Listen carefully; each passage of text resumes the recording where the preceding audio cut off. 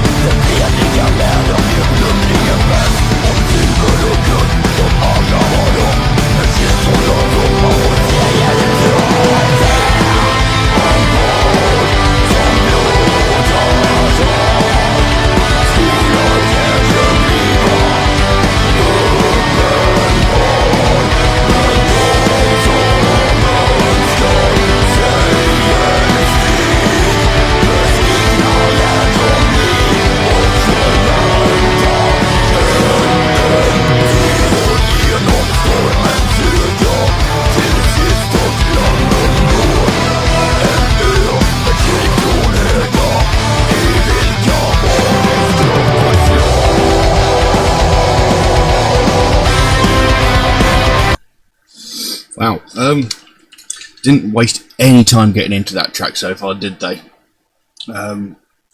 Really, very heavy.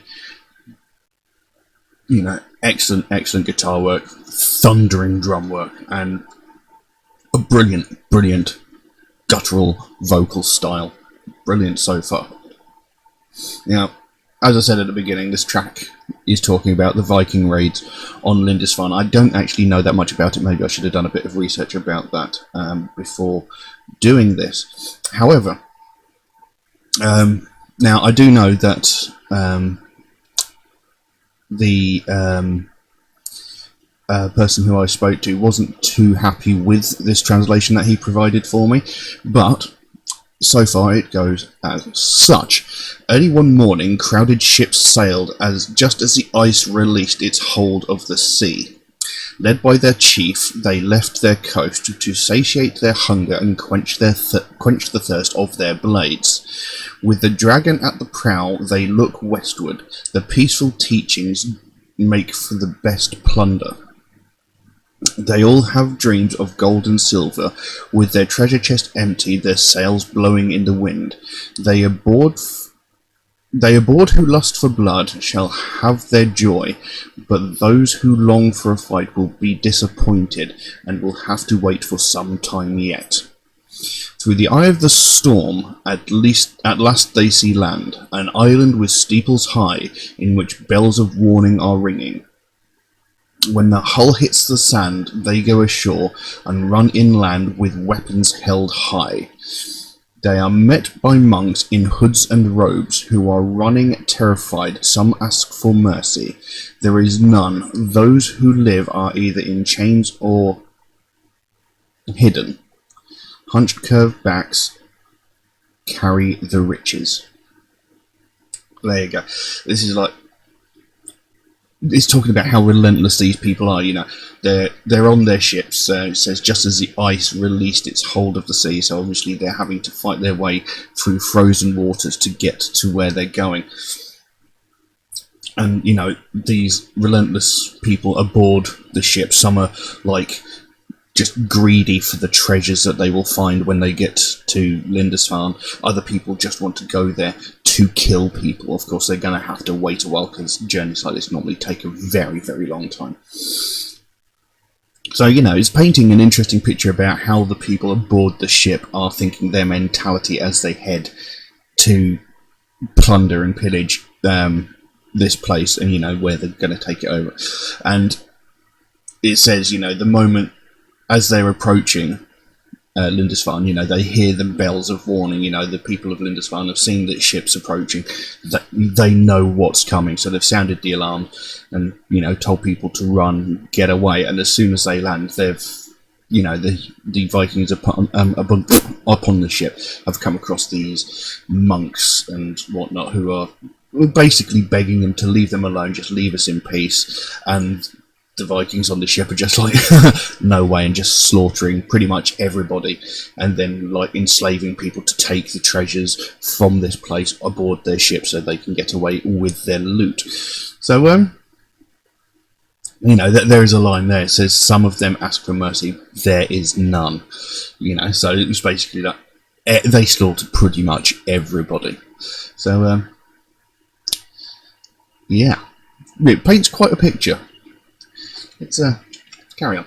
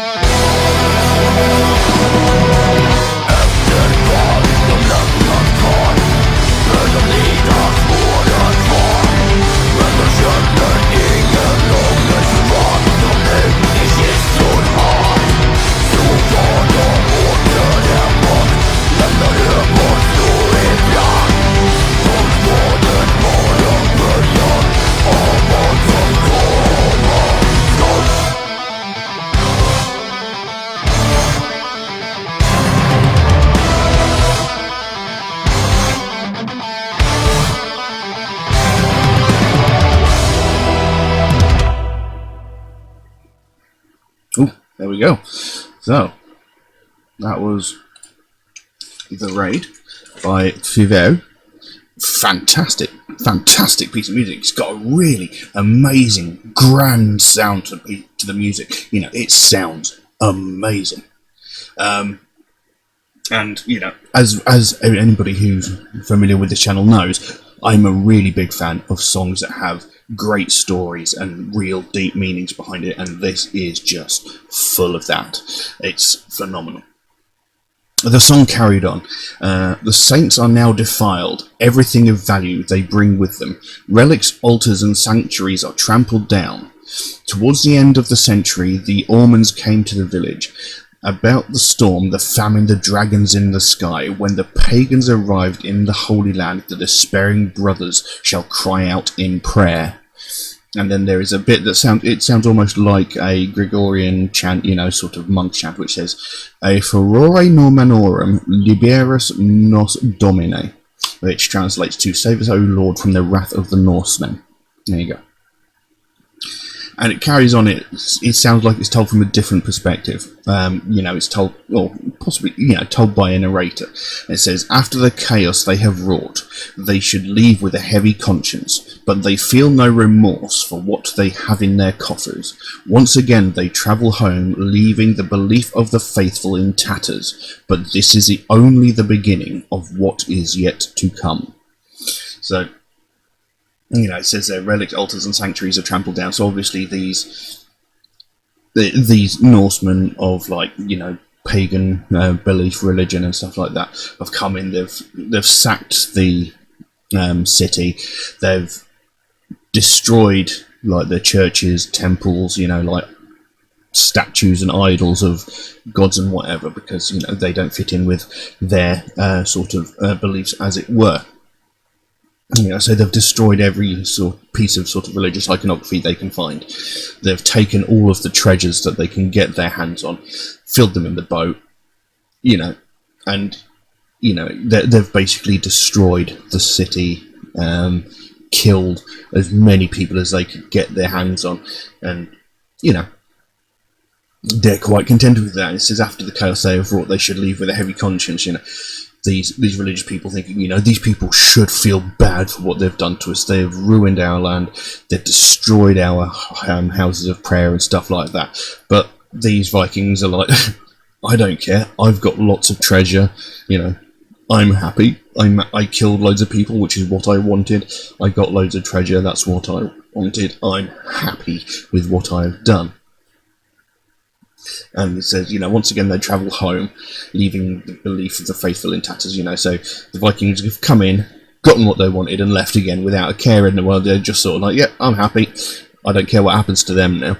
And it says this is only the beginning of what is yet to come. So obviously they know that bigger raids and attacks are going to happen sometime in the future. Brilliant song. You know, it's got a great story behind it. Absolutely fantastic. The music is amazing. Like I said, it's got this really sort of grand, epic feel about it. The drums in it are phenomenal. Thundering sound of the drums was amazing. Sort of adds to the sort of battle intensity that is hinted at within the song. Absolutely brilliant. Loved it. And I've got to thank Andreas for providing me with the translation of the lyrics. Because the only versions I could find were written in Swedish, and when I tried to translate them myself, they made absolutely no sense. So, thank you for the translation there. But yes, absolutely phenomenal song. I'm very much looking forward to hearing more from this band, because they really intrigue me. But I'm going to leave that as it is for the time being. If anybody would like to suggest a track for me to react to, then please do so by all means. You can drop a comment in the comment section below, or message me on my Facebook or my Instagram, or you can message me on my Patreon, where you could also help support me and help me make future videos, maybe even improve on the format that I'm doing already, which would be greatly appreciated, but obviously isn't necessary. But do know that if you do suggest a track, it might take me a while to get around to it, since, like, You know, I get suggested a dozen tracks every single day. For every video I put out, I get suggested a half dozen more. So my list grows faster than I can record the videos. But I do write down every suggestion that I get. So it will get done eventually. It will just take me a while to get around to it. Also, Metalhead Reacts is a proud supporter of the Sophie Lancaster Foundation. They are a British-based charity who want to put an end to hate crimes, mainly those that are aimed at people of the alternative subculture, but essentially they want to put an end to all hate crimes. It's something I think that really needs more attention bringing to it, because every day we hear about hate crimes all through the news, all over social media. You know, we hear about racism, sexism, homophobia, transphobia, you know, ableism, all this sort of stuff. We hear about it every single day. But what we need to hear more about is these people that are getting violently attacked, getting severely beaten and hospitalised just because of the music that they listen to. You know, it doesn't seem to happen to any other genre of music, right? It only appears to be people who listen to alternative music who get attacked. You know, you don't see people walking down the street, you know, throwing verbal abuse at each other because they listen to hip-hop or opera or Neil Diamond or, you know, that sort of stuff. But almost every single day, somewhere, someone is getting verbally or physically attacked because they listen to heavy metal. You know, and it makes no sense to me. I don't understand why music of the alternative genre is being targeted for attack. It makes no sense. I mean, you don't attack someone because they like a different movie to you, do they? You know, just because someone likes, I don't know, The Avengers instead of Captain America Winter Soldier, you don't attack them for it, do you? Just because someone likes different TV shows, like someone says, I like How I Met Your Mother, I don't like Friends, you don't viciously attack them for it. So why would you attack someone because they like heavy metal and not normal music? It makes no sense. But it's happening all over the place. You know, people are getting severely hurt, severely beaten, they're getting hospitalised because people don't agree with their choice in music. What effect does their choice in music have on your life, really? None. It makes no difference to your life at all. You know, people are just using it as an excuse to attack the person who stands out because they're different. That is quite simply all it is.